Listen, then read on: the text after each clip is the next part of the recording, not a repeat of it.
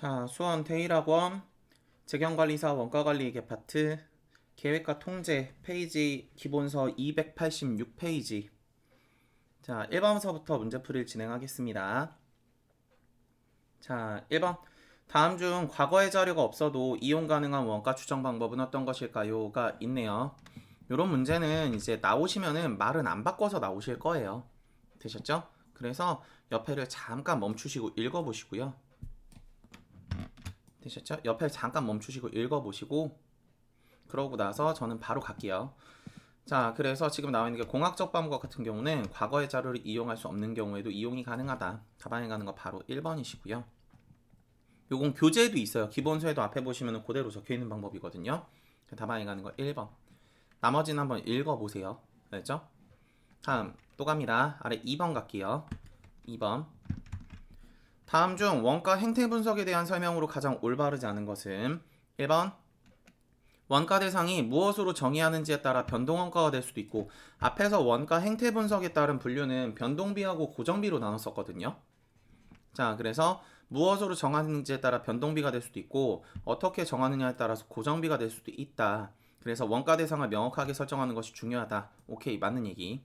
그래서 이게 조금 주관적인 의사가 들어가요. 그래서 뭐 전력비 같은 경우는 이제 혼합원가 이렇게 부르시잖아요. 근데 그거를 이제 어떻게 보냐에 따라서 변동비가 될 수도 있고 어떻게 보냐에 따라서 고정비가 될 수도 있기 때문에 바라보는 관점에 따라서 이제 달라질 수가 있습니다. 그래서 그거를 좀 명확하게 설정해 주시는 게 중요하고요. 다음 2번. 원가 추정에 대해서는 종속 변수를 잘 설명할 수 있는 독립 변수를 선택하는 것이 중요하다라고 적혀 있으시죠? 우리 앞에서 변동비를 할 때 뭐를 했었냐면은 변동비는 조업도에 곱하기 단위당 원가, 단가를 곱하시면 총원가가 나온다. 이런 얘기 했었거든요.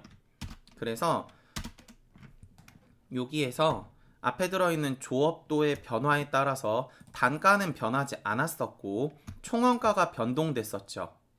되셨어요? 예를 들어서 뭐 노무비다 그러면은 뭐 노동자가 1시간 일을 했어요.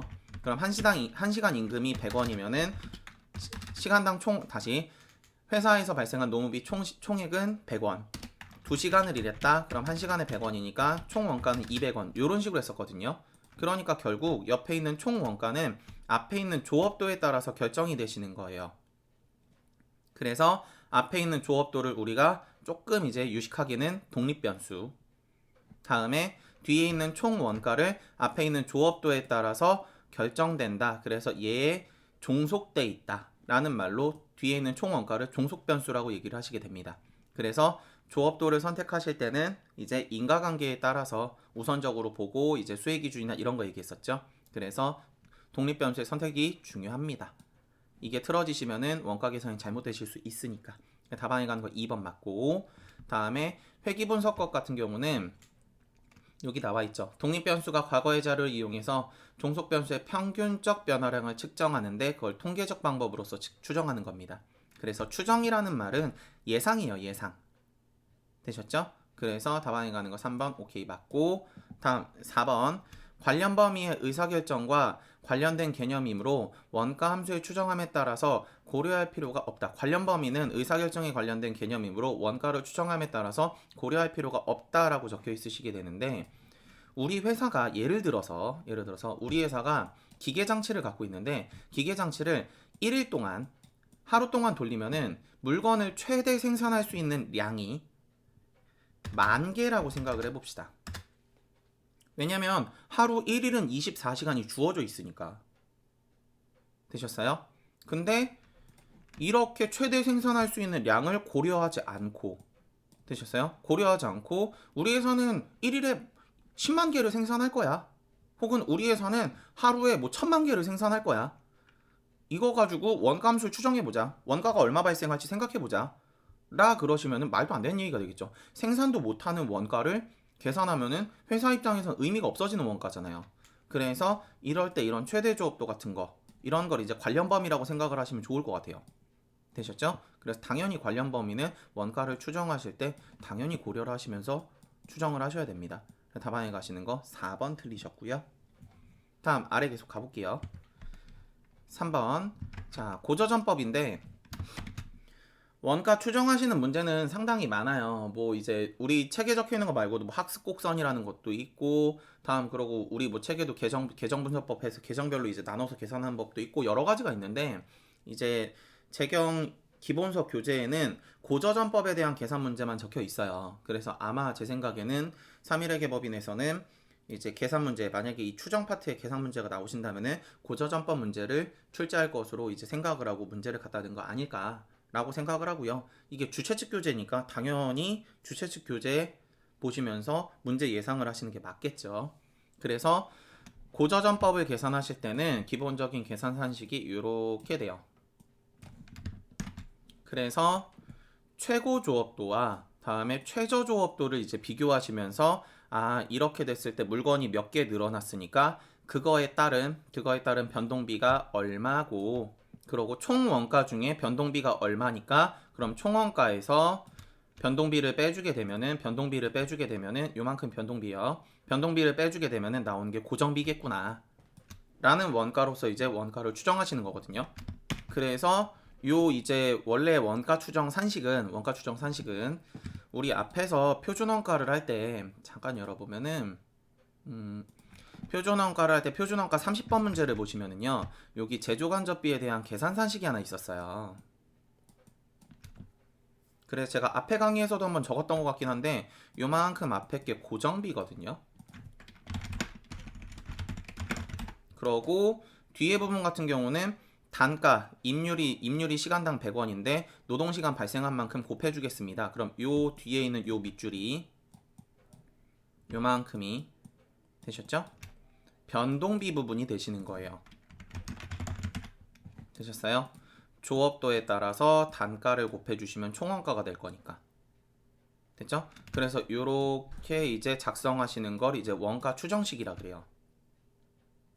됐죠? 자, 그러면 요걸 이제 여기에다 이제 갖다 대입하시는 거거든요. 제가 3번을 풀 때는 좀 이제 자세하게 설명을 드릴 거고, 아래 4번은 그냥 계산으로 바로 갈 거예요. 그러면 우리 지금 산식을 만들어 보니까 산식이 어떻게 되냐면 고정비에 플러스 단가 곱하기 변동비, 단위당 변동비, 아니죠, 조업도죠.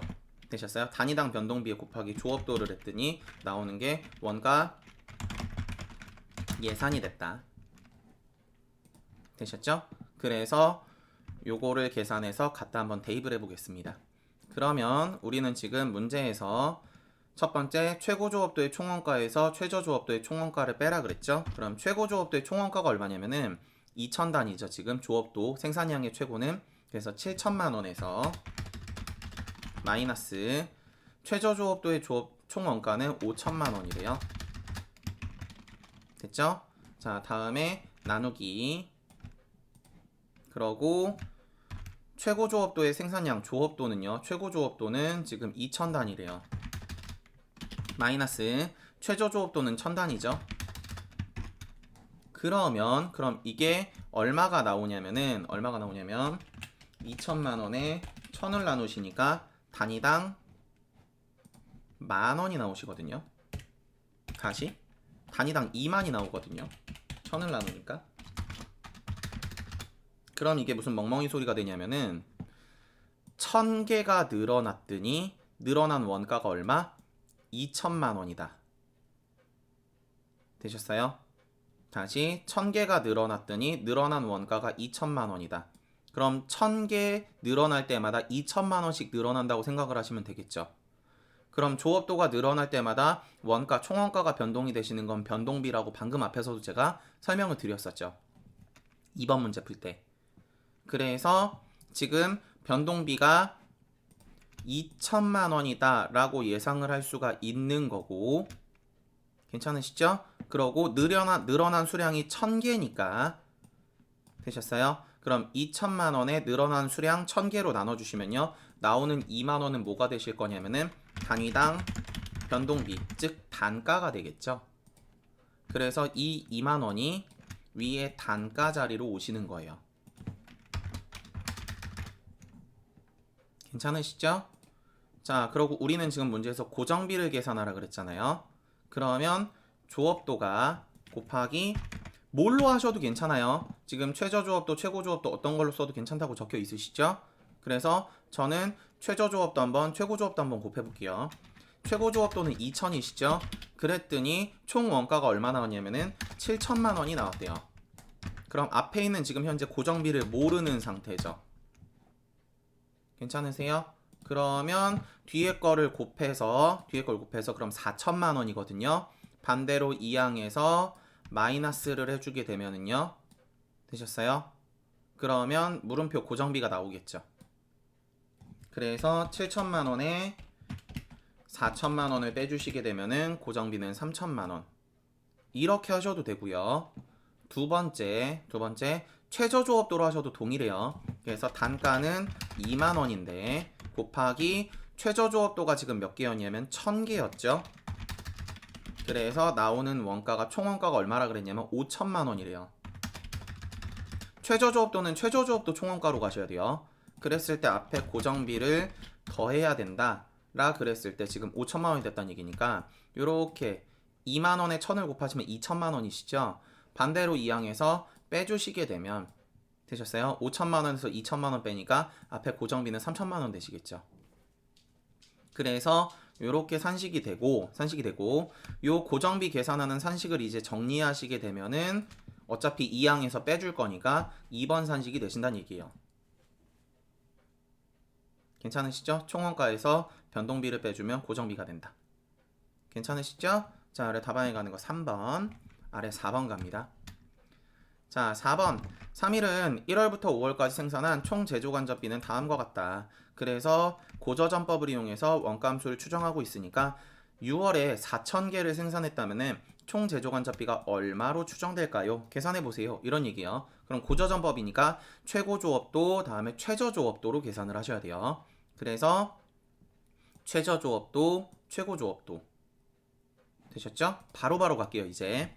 그러면 최고 조업도의 총 원가는 325만원 마이너스 최저 조업도의 원가는 200만원 나누기 다음에 최고 조업도의 조업도는 4,500개 마이너스 최저 조업도는 2,000개 하시면 나오시는 게 단위당 변동비라 그랬죠? 그래 단위당 변동비가 지금 얼마냐면 나눠보면은 들어가시는 게 500이에요. 괜찮으시죠? 그러면 여기에다가 최저나 최고 아무거나 써도 괜찮다 그랬죠? 다만 최저 조업도를 썼는데 최고 제조원가에서 뺀다 이러면 안 돼요. 그랬죠? 최저 썼으면 최저에서 빼야 돼요. 그래서 저는 최고로 할게요. 그렇죠? 325만원 최고 조업도가 325만원인데 마이너스 현재 단가를 계산했더니 얼마? 500원 곱하기 최고 조업도는 4,500개를 만들었습니다. 그랬을 때 빼시게 되면 100만원이 등장을 하거든요. 그럼 이 100만원이 뭐다? 고정비다. 되셨어요? 그러면 산식으로 세워보면은 이제 추정함수는 고정비에 플러스 단가 곱하기 조업도를 해서 변동비 계산을 해서 나오는 게 총원가다. 되셨죠? 이게 총원가 예산이다. 괜찮으시죠? 자, 그러면 원가 예산이다. 그러면 고정비가 지금 얼마냐? 100만원이죠. 플러스 단가가 지금 얼마였냐면은 500원이었죠. 곱하기 조업도를 몇 개 생산했다 그랬냐면 4,000개 생산했을 때라 그랬죠. 4,000개. 그래서 곱해보게 되면은 나오시는 원가 예산은 300만원이다. 그래서 4,000개를 만들면은 300만원이 발생할 것으로 예상됩니다. 라고 계산을 하실 수가 있습니다. 그래 답안에 가는 게 3번. 괜찮으시죠? 자, 그래서 계획과 통제 파트는 여기까지입니다. 자, 뒤에서 계속 뵐게요.